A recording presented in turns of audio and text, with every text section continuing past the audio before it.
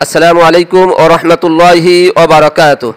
আলহামদুলিল্লাহি রাব্বিল আলামিন ওয়াল আকিবাতু লিল মুত্তাকিন ওয়াস সালাতু ওয়াস সালামু আলা রাসূলিহি মুহাম্মাদিন ওয়া আলা আলিহি ওয়া সাহবিহি আজমাইন, আম্মা বাদ। সালামের বিধিবিধান বিষয়ক নতুন ভিডিও সিরিজে আপনাদের সবাইকে স্বাগত জানাচ্ছি এবং ইতোপূর্বে আমার বিভিন্ন ভিডিও আলোচনা যারা দেখেছেন, শুনেছেন এবং লাইক, শেয়ার ও কমেন্ট করেছেন তাদের প্রতি কৃতজ্ঞতা জ্ঞাপন করছি এবং দিন প্রচারের স্বার্থে আমার প্রতিটি ভিডিও আলোচনা শেয়ার করে ছড়িয়ে দিতে এবং আমার ইউটিউব চ্যানেলটি সাবস্ক্রাইব করতে সবাইকে বিনীত অনুরোধ করছি। আজকে আমার আলোচ্য বিষয়ের শিরোনাম হলো মুসলিম ব্যতীত অন্যদের সালাম দেওয়া যাবে কি। এই বিষয়ের উপর আমি কালামুল্লাহ শরীফ থেকে কয়েকটি আয়াত, কয়েকটি হাদিস উপস্থাপন করব। এর মাধ্যমে প্রথম ভিডিও আলোচনা শেষ করব ইনশাআল্লাহ। ওমা তাওফিকি ইল্লা বিল্লাহ।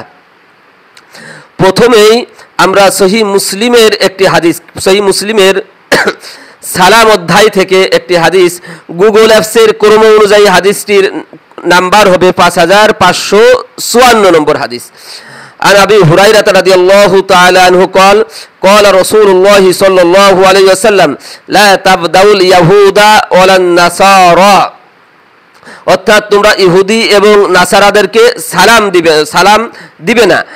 ফাইদা লাকিতুম আহাদাহুম ফিত তরিকি, তাদের সাথে যদি তোমাদের রাস্তায় দেখা হয়, ফাদুতরুহু ইলা আদয়াকিহি, তাহলে তোমরা রাস্তা সংকীর্ণ করে দিবে যাতে তারা রাস্তার এক কর্নার দিয়ে যেতে বাধ্য হয়। একদম এই হাদিসেরই বিপরীত অর্থবোধক একটি হাদিস আমি এবার উপস্থাপন করছি। এই হাদিসটিও মুসলিম শরীফে যেমন আছে, বুখারী শরীফের কমপক্ষে 6 জায়গায় হাদিসটি আছে। গুগল অ্যাপসের ক্রম অনুযায়ী যদি আমি বলি, হাদিসটি আছে বুখারী শরীফ 4566, 5663, 6254, 6207 ইত্যাদি নাম্বারে এবং মুসলিমের 1798, তিরমিজির 1702। আপনারা যদি কেউ গুগল অ্যাপস থেকে মিলাতে চান মিলিয়ে নিতে পারবেন। আন উসামা রাদিয়াল্লাহু তাআলা আনহু قال قال رسول الله صلى الله عليه وسلم আন উসামা রাদিয়াল্লাহু তাআলা আনহু قال ان النبي صلى الله عليه وسلم مر على مجلس فيه اخلاط من المسلمين والمشركين عبادة الاوثان واليهود فسلم عليهم النبي صلى الله عليه وسلم। অর্থাৎ উসামা রাদিয়াল্লাহু তাআলা আনহু বলেন, নিশ্চয় নবী করিম সাল্লাল্লাহু আলাইহি ওয়াসাল্লাম একটি মাজলিসের পাশ দিয়ে অতিক্রম করলেন। সেখানে ইহুদি, মুসলিম, পৌত্তলিক, মূর্তি পূজারী সবাই ছিল। নবী করিম সাল্লাল্লাহু আলাইহি ওয়াসাল্লাম তাদেরকে সালাম করলেন। অর্থাৎ প্রথম হাদিসে বলা হয়েছে, সহিহ মুসলিমের 5554 নম্বর হাদিসে বলা হয়েছে যে রাসূলুল্লাহ সাল্লাল্লাহু আলাইহি ওয়াসাল্লাম বলেছেন, তোমরা ইহুদি এবং খ্রিস্টানদেরকে আগ বাড়িয়ে সালাম দিবে না। এমনকি সালাম যে দিবে না শুধু তাই নয়, রাস্তাঘাটে যদি তাদের সাথে তোমাদের দেখা হয়, রাস্তা সংকীর্ণ করে দাঁড়াবে যাতে তারা রাস্তার এক সাইড দিয়ে যেতে কি বাধ্য হয়, অর্থাৎ রাস্তার মাঝখান দিয়ে তাদের যেতে দিবে না। আর পরের হাদিসই সম্পূর্ণ বিপরীত হাদিস, এটাও সহিহ মুসলিমের একই অধ্যায়ে আছে এবং সহিহ বুখারীর এই সালাম অধ্যায় সহ বিভিন্ন অধ্যায়ে কমপক্ষে 6 বার এসেছে সহিহ বুখারীতে। সুনানে তিরমিজি, মুসনাদে আহমদের অনেক জায়গায় এসেছে এই হাদিসটি, যেটা সম্পূর্ণ ওর বিপরীত এবং কঠিন বিপরীত। যেখানে বলা হচ্ছে নবী করিম সাল্লাল্লাহু আলাইহি সাল্লাম একটি মজলিসের পাশ দিয়ে গেলেন, যে মজলিসে মুসলিম ছিল, ইহুদি ছিল, পৌত্তলিক ছিল, মুশরিক ছিল, মূর্তি পূজারী ছিল, সবাই ছিল। নবী করিম সাল্লাল্লাহু আলাইহি সাল্লাম তাদেরকে সালাম দিলেন। দেখেন, সম্পূর্ণ বিপরীত কথা। এবং ইন্টারেস্টিং বিষয় হলো, ইমাম নববী রহমতুল্লাহ আলাইহির একটি কিতাব আছে যেটা হচ্ছে রিয়াদুস সালিহিন, হাদিসের সংকলন। এর ভিতরে উনার এই সালাম অধ্যায়ের ভিতর উনি এই দুটি অধ্যায় সালাম অধ্যায়ের ভিতর উনি একটি বাব কায়েম করেছেন। বাবটির নাম দিয়েছেন অমুসলিমদের, ইহুদি খ্রিস্টানদের সালাম দেওয়া হারাম প্রসঙ্গে। সেখানে এই দুইটি হাদিসই এনেছে যে দেখেন যে উনি বাবের নাম দিয়েছে কি, যে অমুসলিমদের বা ইহুদি খ্রিস্টানদের সালাম দেওয়া হারাম প্রসঙ্গে, অথচ উনি যে হাদিস এনেছেন, একটা হাদিসে বলা হচ্ছে নবী করিম সাল্লাল্লাহু আলাইহি ওয়াসাল্লাম বলেছেন ইহুদি খ্রিস্টানদের তোমরা আগে সালাম দিবে না, অর্থাৎ নিরুৎসাহিত করেছেন। আর আরেকটা হাদিস স্বয়ং রাসূলুল্লাহ সাল্লাল্লাহু আলাইহি ওয়াসাল্লামের কর্ম ফেল, অর্থাৎ ওইটা কওলি হাদিস, এইটা ফেলি হাদিস। নবী করিম সাল্লাল্লাহু আলাইহি ওয়াসাল্লাম স্বয়ং ইহুদি, খ্রিস্টান, পৌত্তলিক, মূর্তি পূজারী সবাইকে কি সালাম দিছেন। মুহাদ্দিসিনদের পরিভাষা অনুযায়ী বা তাদের অনুযায়ী অবশ্যই কি নবী করিম সাল্লাল্লাহু আলাইহি সাল্লামের কওলি হাদিসের তুলনায় ফেলি হাদিস অগ্রাধিকার পাবে। অর্থাৎ তাহলে মুহাদ্দিসিনদের কথা অনুযায়ী এখানে যেহেতু নবী করিম সাল্লাল্লাহু আলাইহি সাল্লামের কাজ হিসেবে বর্ণিত হয়েছে যে উনি সালাম দিয়েছেন ইহুদিদের খ্রিস্টানদের, তাহলে ওইটা আর বলার সুযোগ নাই যে সালাম দেওয়া কি হারাম। আর নবী করিম সাল্লাল্লাহু আলাইহি সাল্লাম তো হারাম বলেন নাই, উনি যে হাদিস বর্ণনা করা হয়েছে সেই হাদিসটি যদি সত্যও হয়ে থাকে তাহলে তো সেখানে কি সামান্য নিরুৎসাহিত করা হয়েছে। আর হারাম বলার এখতিয়ার কার আছে? আমরা সূরা তাহরিম থেকে এর আগেও দলিল দিয়েছি।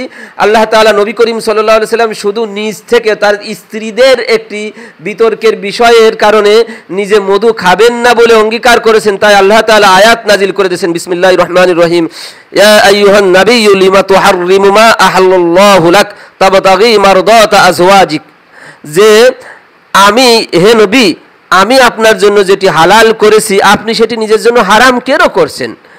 আপনি কি আপনার স্ত্রীদের সন্তুষ্টি অর্জন করতে চান?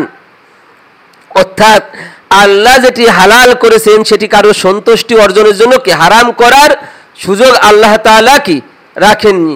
সেটি যেই বলুক, অমুক ইমাম বলুক তমুক বলুক, কি তাতে কিছুই যায় আসে না। এবং এই হাদিসটি আমি তো দেখালাম যে মুসলিম শরীফেরই কি একটা হাদিসের সাথে আরেকটি, একই অধ্যায়ের একটা হাদিসের সাথে কি আরেকটা হাদিসের কত কন্ট্রাডিক্টর, অথচ সেইটাকে বলা হচ্ছে কি হারাম। এবং আরো ইন্টারেস্টিং বিষয় যে ইমাম মুসলিম রহমতুল্লাহ আলাইহি মুসলিম শরীফেই এই হাদিসের কন্ট্রাডিক্টরি আরো হাদিস বর্ণনা করেছেন অন্য অধ্যায়, সেটি আপনাদেরকে কি শোনাই দিই। আগেও হয়তো শুনিয়েছি যে এই মুসলিম শরীফের কিতাবুল ইলমের ভিতর একটা বাবই আছে ইহুদি খ্রিস্টানদের অনুসরণ। বাবের নাম কি? ইহুদি খ্রিস্টানদের অনুসরণ। সেই বাবের অধীনে একটি অধ্যায় আছে, সেই অধ্যায় কিতাব আছে, সেই একটি বাব কিতাবুল ইলমের ভিতর একটা বাব, সেই বাবের অধীন 3টি হাদিস। এই 3টি হাদিসে আলাদা আলাদা 3জন সাহাবী থেকে বর্ণিত, যে তার ভিতর প্রথমটি আমি শোনাই।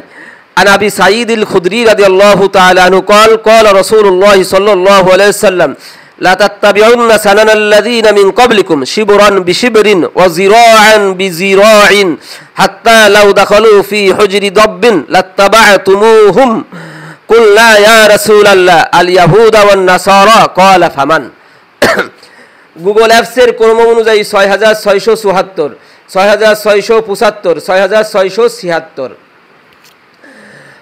আবু সাঈদ খুদরি রাদিয়াল্লাহু তাআলা আনহু বলতেছেন, আমি প্রথমটা রাবি আবু সাঈদ খুদরি রাদিয়াল্লাহু তাআলা আনহু বলতেছেন, নবী করিম সাল্লাল্লাহু আলাইহি সাল্লাম বলেছেন তোমরা অবশ্যই পূর্বের লোকদের অনুসরণ করবে।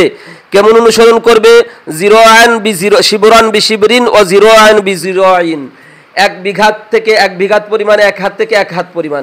অর্থাৎ তারা যদি আধা হাত যায় তোমরাও আধা হাত যাবে, তারা যদি 1 হাত যায় তোমরাও 1 হাত যাবে। হাত্তা লাউ দাখালু ফি হুজরি দাব্বিন লাত্তাবাতুমুহুম, এমনকি তারা যদি গুইসাপের গর্তে ঢুকে যায় তাহলেও তোমরা তাদের অনুসরণ করবে। রাবি বলতেছেন, আমরা বললাম ইয়া রাসূলুল্লাহ আপনি কি ইহুদি আর খ্রিস্টানদের কথা বলছেন?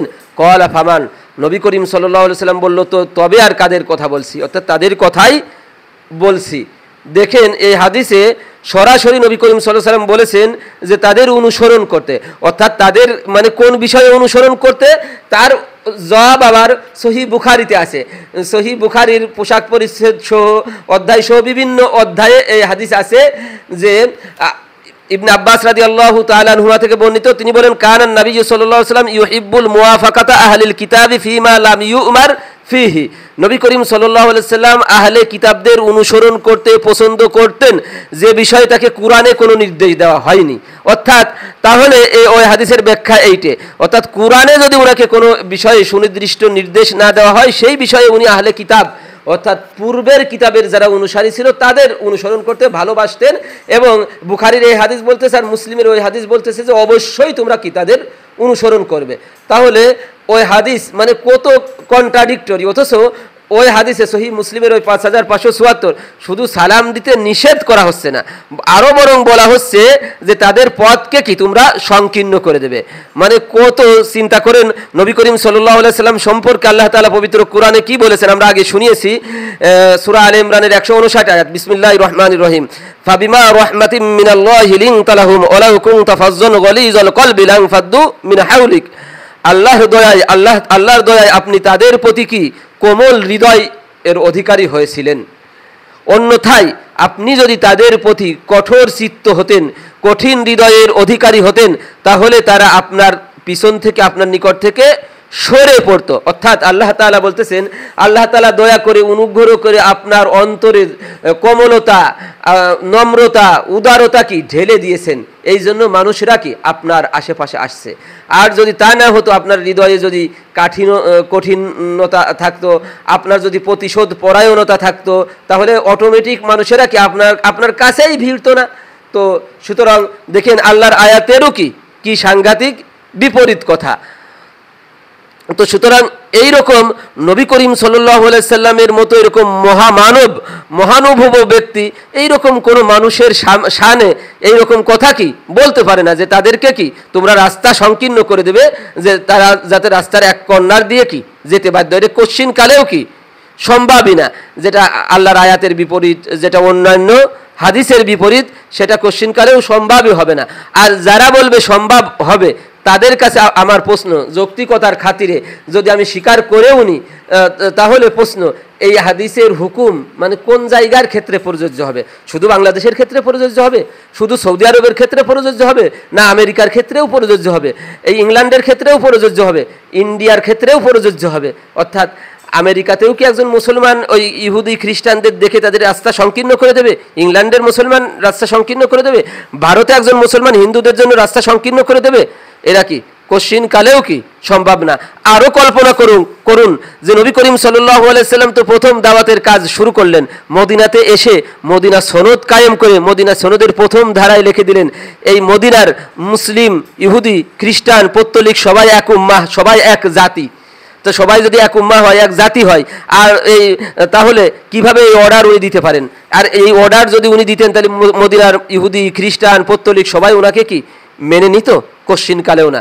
সাংঘাতিক অযৌক্তিক কথা, দলিলের বিপরীত, হাদিসের বিপরীত, কোরআনের বিপরীত, নবী করিম সাল্লাল্লাহু আলাইহি সাল্লামের আদর্শের বিপরীত। মানা না মানা আপনার ইচ্ছা। হয়তো অনেকে আমাকে কি গালিও দিতে পারে যে উনি মনে হচ্ছে ইমাম নবাবির চেয়ে বড় ইমাম হয়ে গেছে, বা ইমাম মুসলিমের চেয়ে বড় ইমাম হয়ে গেছে। আমি তো ইমাম নবাবির কিতাব থেকেই এর বিপরীত রাসূলুল্লাহ সাল্লাল্লাহু আলাইহি ওয়াসাল্লামের ফেলি হাদিস দিয়েছি, মুসলিমের কিতাব থেকেই ফেলি হাদিস দিয়েছি, বুখারী শরীফতে ওই হাদিস নাই, কিন্তু বুখারী শরীফের বিপরীত হাদিস কি আমি বলেছি কি 6 জায়গায় এসেছে। নবী করিম সাল্লাল্লাহু আলাইহি ওয়াসাল্লামের ফেলি হাদিস, নবী করিম সাল্লাল্লাহু আলাইহি ওয়াসাল্লাম ইহুদি, খ্রিস্টান, পৌত্তলিক, মূর্তি পূজারী সবাইকে কি সালাম দিয়েছেন। আরো কুরআন থেকে কি আরো স্পষ্টতর আয়াত উপস্থাপন করি। ইয়া রব্বি ইন্নাহা উলাই কওমুল লা ইউমিনুন, সূরা যুখরুফের 88 নম্বর আয়াত। নবী করিম সাল্লাল্লাহু আলাইহি সাল্লাম যখন দাওয়াত দিতে ক্লান্ত শ্রান্ত, তখন বলতেছে ইয়া রব্বি ইন্নাহা উলাই কওম, এই কওম, এই জাতি তো কি ঈমান আনবে না, এই জাতি ঈমান আনবে না। ফাসফা আনহুম ওয়াকুল সালাম। পরের আয়াত 89 আয়াত সূরা যুখরুফ, শেষ আয়াত, সূরা যুখরুফের একদম শেষ আয়াত 89 নম্বর আয়াত। আল্লাহ তাআলা বলছেন যে ফাসফাহ আনহুম, আপনি তাদেরকে এড়িয়ে চলুন, ওয়াকুল সালাম, এবং তাদেরকে বলুন কি সালাম, অর্থাৎ তাদেরকে আপনি সালাম দিয়ে কি কেটে পড়ুন, তাদের সাথে আপনার খারাপ আচরণ, ঈমান আনুক না আনুক, তাদের সাথে কি খারাপ আচরণের দরকার নেই, তাদেরকে আপনি সালাম দিয়ে কি কেটে পড়ুন। ফাসফাহিস সফহাল জামিল, সূরা হিজর 85 নম্বর আয়াত। আল্লাহ তাআলা বলছেন সর্বোচ্চ বিনয় বা সৌজন্যতার সাথে আপনি তাদেরকে ক্ষমা করুন। অর্থাৎ যারা আপনার দাওয়াত গ্রহণ করে না, আপনার সাথে খারাপ ব্যবহার করে, আমার আয়াতকে অবমাননা করে, আমার আয়াতকে মিথ্যা প্রতিপন্ন করে, আপনি তাদেরকে সর্বোচ্চ সৌজন্যতা, সর্বোচ্চ ভদ্রতার সাথে আপনি তাদেরকে ক্ষমা করে দিন।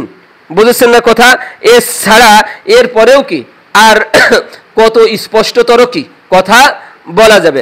এই জন্য আল্লাহ তাআলা আমাদেরকে তৌফিক দান করেন যেন আমরা নবী করিম সাল্লাল্লাহু আলাইহি সাল্লামের শানে এই জাতীয় কোনো কথা না বলি যেটা নবী করিম সাল্লাল্লাহু আলাইহি সাল্লামের শানের সাথে যায় না। অন্য ধর্মের মানুষ যারা নবী করিম সাল্লাল্লাহু আলাইহি সাল্লামকে সর্বকালের সর্বশ্রেষ্ঠ মানুষ হিসেবে গ্রহণ করে নিয়েছে তারা যে এই কথা শোনার পর যেন না বলে যে না এই কথা যে বলে সে সর্বকালের সর্বশ্রেষ্ঠ মহামানব হতে পারে না। হাদিসে শুধু থাকলেই হবে না, আমরা এর আগেও অসংখ্য দেখিয়েছি হাদিসে পরস্পর সাংঘাতিক বিপরীত কথা প্রায় প্রতিটি বিষয়ে আসছে। এবং আমি বলেছি যারা এই কথা বলবে যে হাদিস অমান্য করলেও কি কাফের হবে, তারা হাদিসকে আমাদের জন্য কি শাকের করাত বানিয়ে দিয়েছে, অর্থাৎ প্রত্যেককেই কি কাফের বানাই দিচ্ছে, যে মানলেও কাফের না মানলেও কাফের, এইরকম প্রতিটি অধ্যায়েই আছে। এর আগে আমি অনেকগুলি উদাহরণ দেখিয়েছি, আজকের বিষয়েও দেখেন পরস্পর সাংঘাতিক বিপরীত কথা। এখন একজন যদি এইটে মানে সে কাফের, একজন যদি ওইটে মানে সে কাফের, একজন যদি এইটে অস্বীকার করে সে কাফের, ওই যারা কি কুফরির ফতোয়া দেয় তাদের ক্ষেত্রে বলতেছি। তো সুতরাং এইগুলি বললে কাফের ছাড়া দুনিয়ায় আর কেউ থাকবে না, এমনকি এই হাদিসের ইমামরাও থাকবে না। আমি বলেছি যে ইমাম বুখারী এবং মুসলিম পরস্পর তাদের কিতাবের শত শত হাদিস একজন আরেকজনের হাদিসকে অস্বীকার করে, মানে 600 হাদিস। ইমাম বুখারী মুসলিম শরীফের 600-র বেশি রাবিকে অস্বীকার করে, ইমাম মুসলিম বুখারী শরীফের 400-র বেশি রাবিকে অস্বীকার করে। তাহলে অস্বীকার করাকে যদি কুফরির পর্যায়ে নেওয়া হয় তাহলে তাদেরও কি কাফেরের বাইরে তারাও থাকবে না। সুতরাং এই জাতীয় কথা না বলে আমরা মানে কোরআন এবং বাস্তবিক রাসূলুল্লাহ সাল্লাল্লাহু আলাইহি ওয়াসাল্লামের কর্মের সাথে যেটা মেলে আমরা সেইটাই বলার চেষ্টা করব ইনশাআল্লাহ। ওয়া মা তাওফীক ইল্লা বিল্লাহ। আসসালামু আলাইকুম ওয়া রাহমাতুল্লাহি ওয়া বারাকাতুহু।